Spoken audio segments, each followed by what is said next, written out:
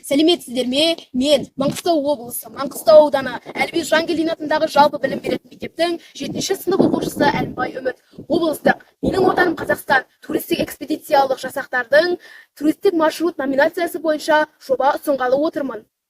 Маңғыстау қазақ халқының рухани, тарихи және табиғи мұра қалдырған қасиетті мекені.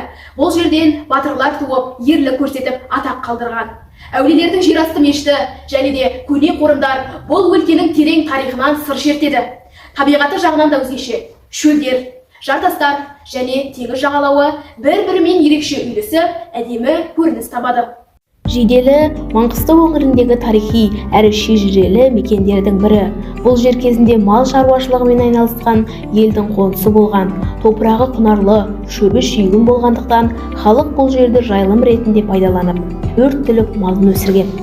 Достар, мен аудан орталығы Шетпе ауылынан солтүстік шығысқа қарай 110 км жерде Бозашы түбегінің шығыс жағында орналасқан Қызан ауылында тұрмын.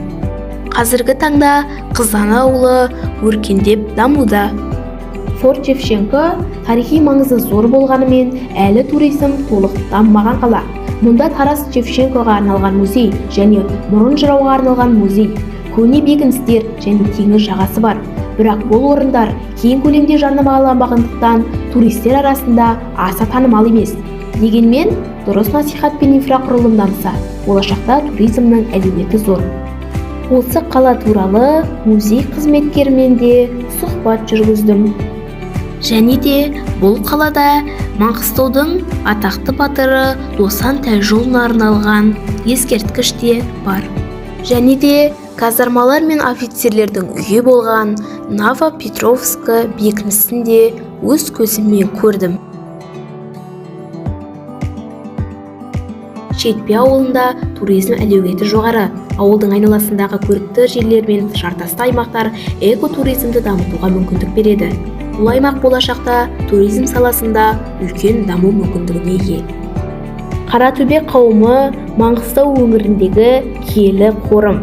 Бұл жерде елге танымал тұлғалар Досан Тәжіұлы, Шотан Батыр, Абыл Ақын сияқты тарихи қайраткерлер жерленген. Сөзімді қорыта айтқанда, Маңғыстау тарих пен табиғаттың тоғысқан өлкесі. Осы өңірдегі барлық мекен өзіндік шежіресі мен киелі орындарымен ерекшеленеді. Осындай мұраларды танып білу, ұрпаққа тағылым, елге деген сүйіспеншілікті арттырады. Алдағы уақытта туризмді дамыту арқылы осындай ұлттық мекендерді насихаттау кеңінен танылады.